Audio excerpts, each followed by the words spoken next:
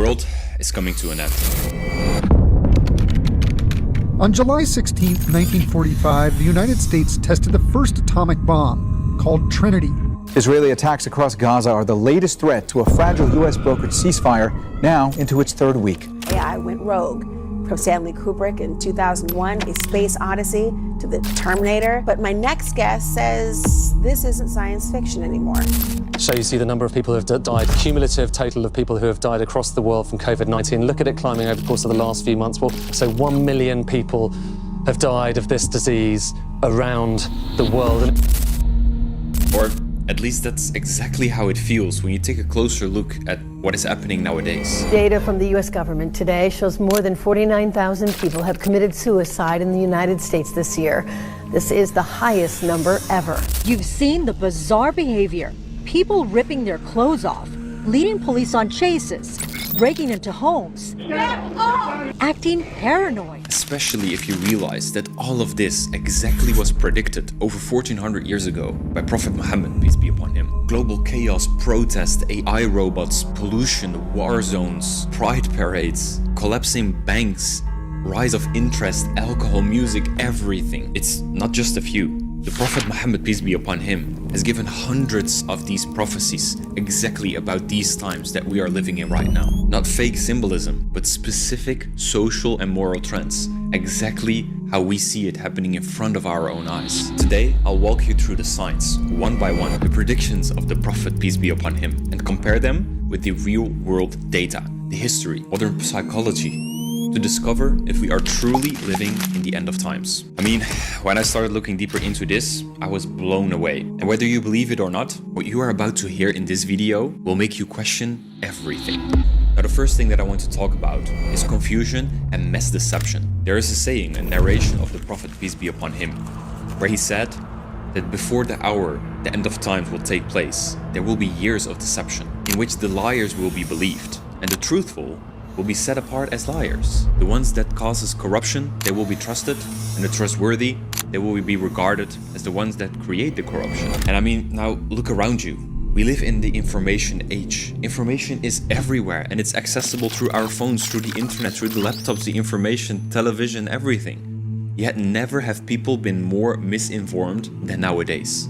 The news, algorithms, and politics all fight for control of attention. One says this, the other says another. Different news platforms are spreading different things about the same topic. Deepfakes, AI news anchors, manipulated videos. We can't even trust our own eyes anymore. You know, governments, they are claiming freedom of speech, while they exactly control everything that is putting out there. They flag content and they remove content that they see as misinformation. People nowadays live in the digital bubble, where algorithms decide what they believe. You have random gurus and people on your screen telling you what to do, how to live, and what is normal. But if truth and falsehood are mixed constantly, how do you know what is even real? And Muslims, they realize this, but even non-Muslims, they can see it. The trust and the truth, it's collapsing. In media, science, religion, politics, there's a lot of confusion. A lot of people start to question the meaning of life, start to look around for options. You see people coming back to religion. While it was seen as outdated, more and more people are now becoming more interested in it because they feel lost in this world and how everything is structured nowadays. Or something else that comes very close to it. It is mind control. Social media, the distractions, and music in general. There's a saying of the Prophet, peace be upon him, where it states that there will be people among his nation who will drink wine, alcohol, and listen to music and instruments that will be played over their heads. It's been given as a sign of the end of times, where people are just start to follow their desires. They are distracted. Their mind is everywhere except from in the moment. People are drinking alcohol, going to parties, listening constantly to music. And I mean, take a closer look at what this narration even says. It says music will be played over their heads. I mean, headphones, AirPods, concerts, like it's everywhere. Like people are not even sitting normally in the bus or in the train station anymore.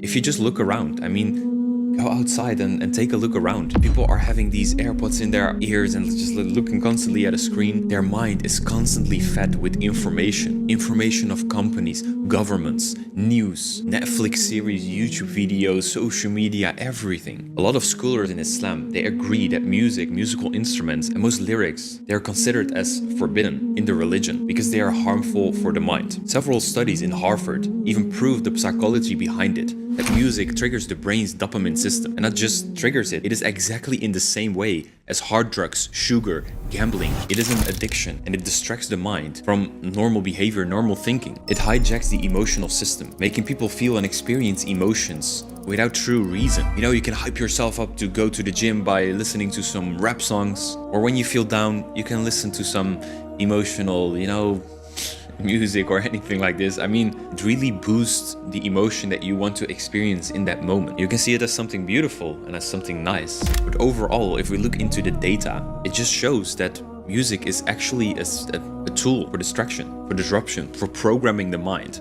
If you look at what the kids and the teenagers start believing what is normal, adultery, music is always involved with partying, music, in clubs, alcohol, and all of the issues that happen and the problems in this world are linked to this. And the Prophet, peace be upon him, predicted that both addiction, you know, the dopamine, and immorality in lyrics, in the music in and of itself, that this was going to happen. The habits and behavior that ground you and that connect you with God, with your true purpose, that religion has been preaching over decades, is now being replaced with things that people think is a way out and that helps you to, you know, be peaceful in your mind and everything like that. But it actually truly is distraction. It's coming from the devil. And not just that, I mean, trust me, we just started on this whole discovery. I mean, this next narration of the Prophet, peace be upon him, it blew me away. It says that towards the end of times, there will be women who will be dressed, yet they are naked. And I mean, subhanAllah, look around you. Look at what kind of dresses and clothing for women is becoming normal. Putting less and less clothes on your body and being more naked is being seen as freedom. Well, you need to keep in mind that modesty existed in all civilizations. The Christians, the Jews, and even if you look it up, the dress code 100 years ago, in the Western world, in England, in the Netherlands, in Germany, modesty was everywhere. And did you know that throughout whole Europe, until the late 1700s, all women were covering up? And this is not just something that is part of the Islamic world, the Arab culture or anything like that. Modesty always has been part of the normal standard of living and values and everything. You see, these words of the Prophet, they predicted hypersexualized societies and the exposure culture.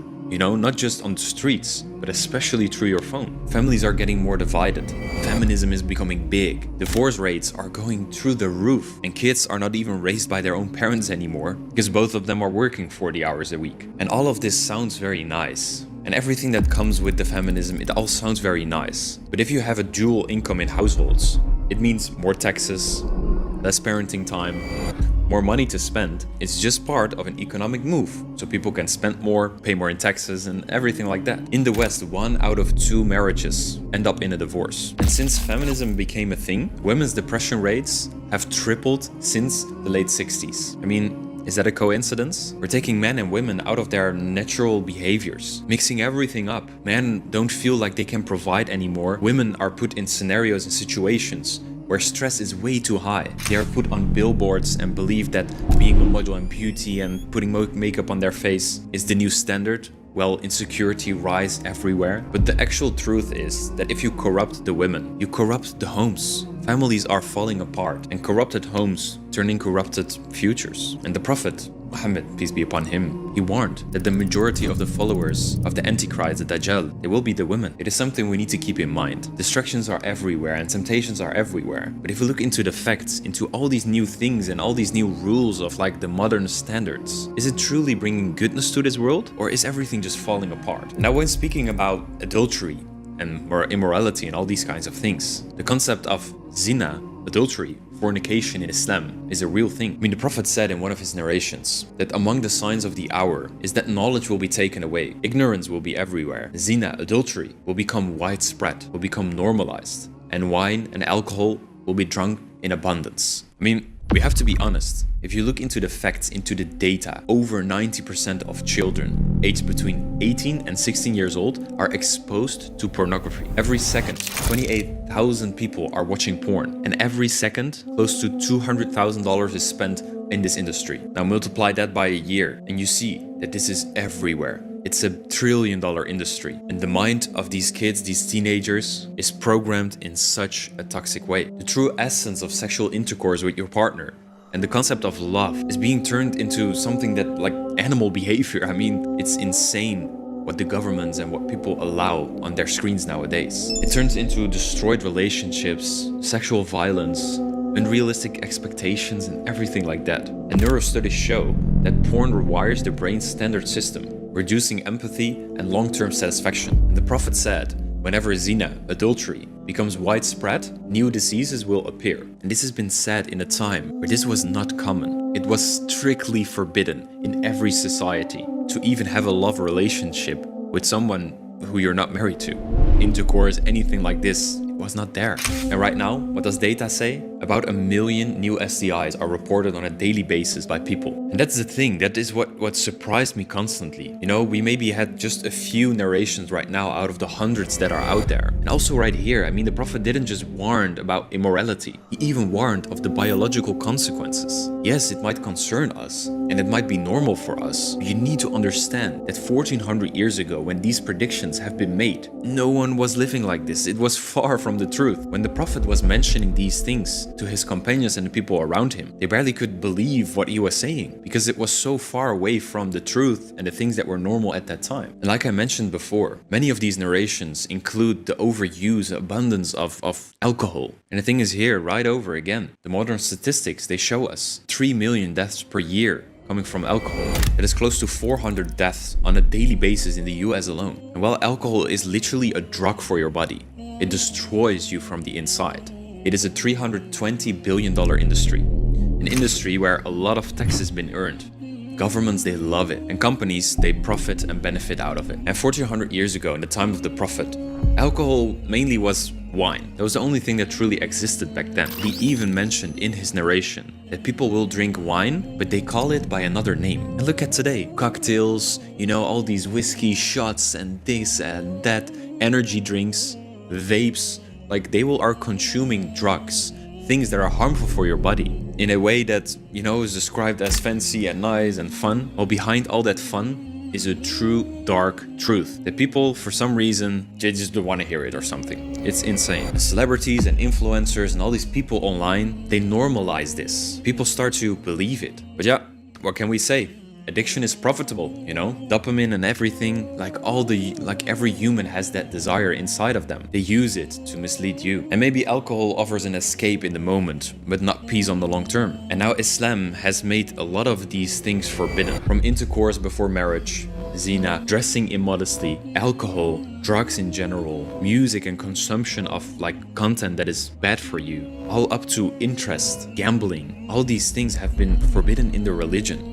Not as a way to limit you from all the happiness and the nice things out there, but to protect you against the harm that it gives. And this fascinated me when I looked more into the religion. And I started doing research into all the things that are considered like forbidden, you know, haram. It is all linked to the big problems in this world. One of those things we have not even covered yet, what I just mentioned, interest, financial enslavement. The Prophet predicted, he said, a time will come when everyone will consume riba, interest, to a point where there's just no way around it. I mean, nowadays, what do we see? Interest is charged on everything. Credit cards, buy now, pay later, even all the way up to your phone subscription. Instead of buying everything right now and paying the full price, you can just pay in monthly installments, but you pay a little bit more. And if you don't pay, you have a big problem. The worldwide global debt last year surpassed $300 trillion.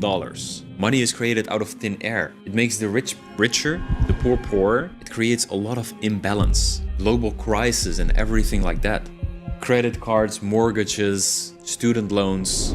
It is all modern slavery through numbers. Because maybe it creates opportunities for you right now, but basically what it does is makes you enslaved to the system. Your house, it might feel like it's from you, but it's from the bank. Because once you stop paying your bills, your mortgage on a monthly basis, they take it away. You're controlled from every angle, from the music, the news, the AI that is coming up, all the way to the whole structure of this economic system. And all of that has been predicted precisely by the Prophet. Subhanallah, how is that possible? I was not born into this religion. I saw the problems in front of me. I saw the issues in the West. And I was constantly asking questions until I found out that there was one man that predicted everything. And everything just clicked. It started to make sense. For me, it's very hard to cover all these things in such a short video. But truly, all of the problems that you see in nowadays society, in the Western world, it can be solved through the Islamic principles. The answers are there in the Quran, in the Hadith, the narrations of the Prophet, peace be upon him. And the true answer is there. It's knowledge and purpose. We are so disconnected to God. Well, it is our true purpose in this life. People start to realize that. All the luxury, all the things, like the access to all of it, it is not making us better. It is only making us more confused than ever before. And all of this that is happening is not a coincidence. It is evidence. And the Prophet, he warned us not to scare us, but to guide us, to wake us up before it's too late. And whether you're a Muslim or not, the truth is clear. What we chase today is destroying us. So return to reflection, to purpose, to truth.